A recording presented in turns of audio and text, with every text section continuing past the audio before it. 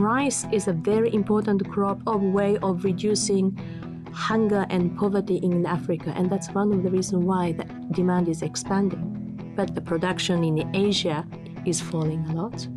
So whether there would be a kind of the substitute to rice is a very important question. Hello, this is the Weekly Tradecast, a podcast brought to you by UNCTAD, the UN's trade and development body. I'm Sarah Toms. We're exploring how major events are shaping trade and development and how that affects billions of people around the world. This week, we're talking about rice, its importance for development and its impact on the environment. Rice is a vital crop as the main source of nutrition for more than half of the people around the world. Asians produce more than 90% and get over a quarter of their calories from it. Demand is only expected to soar as populations grow in Asia and Africa. Some estimates suggest the world will need almost 1/3 more rice by 2050. But production is faltering. Urbanization and industrialization are reducing the amounts of farmland and farm workers. At the same time, excessive use of pesticides, fertilizer, and irrigation is depleting and polluting soil and groundwater. Well, joining me now to sort the husk from the grain is Miho Shirotori, Head of Division of International Trade and Commodities. Miho is an economist by profession and a historian by passion. Well, welcome to the show again, Miho. It's nice to have you back. Thank you, Sarah. To put this in perspective, how many people in the world eat rice as a staple, and how important is it? Let me put it this way. On average, in the world, person eat 150 kilograms of rice per year. Wow. That's on average. Of course, there's a huge variation. In Vietnam, they tend to eat like 240 kilograms a year. India, 78 kilograms a year. But if you multiply it with the population, that's gigantic. In France, in contrast, it's only 4 kilograms per year.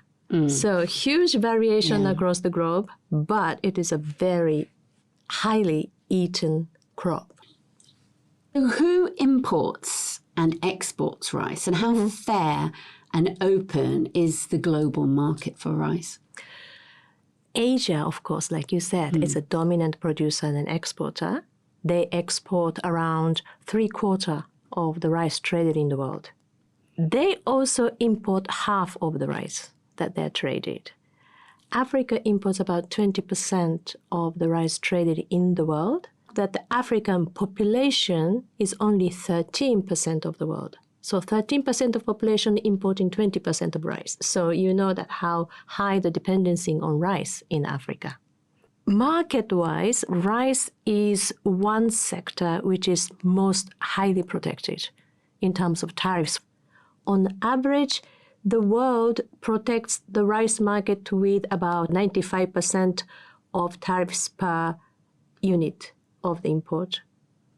In Asia, especially when the producers are highly protected, it's about 200% or 190% tariff rate. If you go to Africa, it goes down to, on average, 5%. So it really depends on whether you are major producers or major importer, but it is a highly, highly protected market because it's a political crop. And is that for rice like jasmine, for instance, and basmati, which have their own reputation? It's a very interesting question. You know, rice is not a homogeneous crop. There are long grain rice and short grains. There are sticky one and non-sticky one, Japonica indica. And I believe like red rice isn't even considered rice. Red rice is not rice, it's a weed. And another thing is that it is so highly dependent on the culture that you have, also in terms of the cooking, of the local cooking. You know, you don't use Japanese rice when you're cooking Thai food. Of course. It's completely different. And the consumers don't eat rice which they are not accustomed to. And the question of, for example, if, like you said, there is an excess demand for rice in the world, will more trade help that or not? It is a very difficult question to answer because that you cannot just export what you're eating to the countries which the type of the rice that they're eating are completely different. In Africa, the demand for rice is increasing by 6% a year. And rice is such an important crop for poverty reduction in Africa. Rice is a huge source of calories. For the price that they pay, it just loads you with pure carbohydrate. It fills you up. Huge energy, calories. It's also very easy to cook, so you only need water and heat. It's also very easy to transport. Rice is a very important crop, a way of reducing hunger and poverty in Africa, and that's one of the reasons why the demand is expanding. But like you said, the production in Asia in particular is falling a lot. So whether there would be a kind of the substitute to rice is a very important question when it comes to poverty reduction and reducing hunger, particularly in low-income countries. We've been hearing a lot about global warming, for instance. How is that impacting rice production, and how is rice actually fueling climate change too? It's just like any other crop production, though, Sarah. It's not unique to rice, but crop production is both victim and assailant of the climate change. And particularly rice is so susceptible to the change in temperature and also the amount of water. Because rice paddies, especially in the way that, Southeast Asia rice is produced, we use the paddy filled with water of about 10 centimeters high. If there is a huge temperature rise, water would dry up and that would kill rice very easily. Too much heat also kills the rice very easily. Extreme weather like hurricane just kills the rice completely. And at the same time, though, the rice production, first is climate change or global warming, and rice, because of the way that we grow with, the paddy filled with water, that means it stops the soil to get oxygen and generates a lot of methane gas.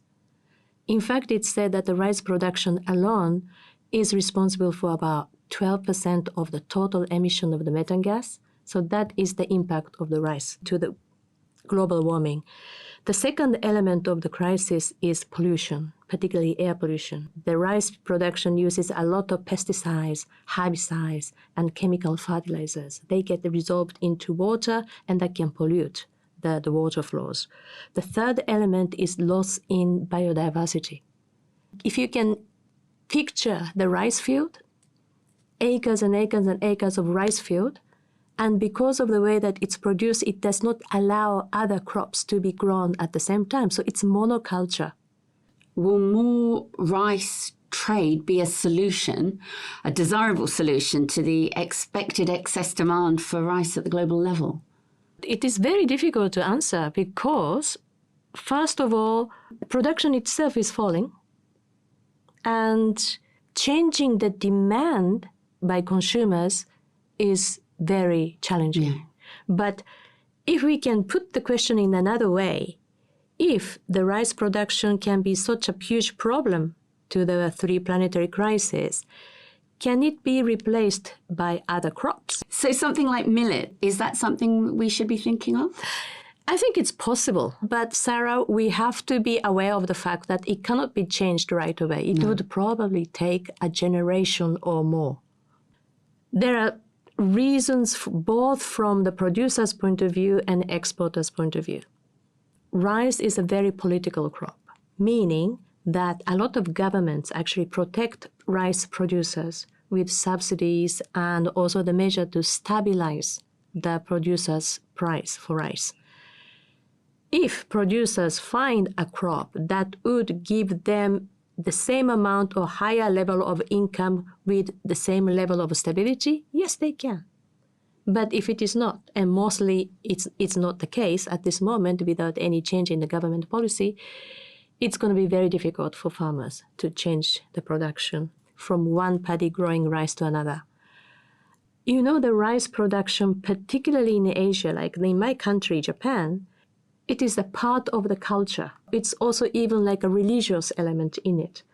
In Asia, rice cultivation spread with the spread of civilization. Between 7,000 to 10,000 years ago, the civilization spread and the rice production moved with it. So it is, interwoven with how the culture was developed in that part of the world. In a way, for them, can you ask consumers to, switch rice because it's not really doing something good for the planet? It can happen in a long time, 70 years, 100 years' time. What should governments, policymakers, and multilateral organizations like the UN be doing to support this evolution then, or to support rice in general? What can government do? First thing that I think of, which is very, very important, is, of course, raising awareness. We can say that rice, of course, it's a very important crop. But scientifically and from the 3 planetary crises, we have this impact. If consumers actually feel that, I think that is a very important step. Stability is super important, but also if there is an opportunity to convert the rice field into something else, I think that could be an option. But Sarah, probably the farmers are not facing this kind of choice, rice or other crop. I think they're just thinking of producing rice or sell the land. Right. Because of the pressure of industrialization. On the one hand, I think it is also important for the government to control the speed of disappearing the rice production, because that would exacerbate probably food insecurity in Africa. There is no one answer for this very, very complicated question. We need to keep on looking into it. And also the exchange of experience across countries. Well, thank you so much for that. That was really informative. That was UNCTAD's Miho Shirotori, who was this week's guest. Tune in to the weekly Tradecast next week and every week for more insights on the most pressing issues around the world of trade and development. There's even more on our website, unctad.org. I'm Sarah Toms in Geneva. Goodbye for now.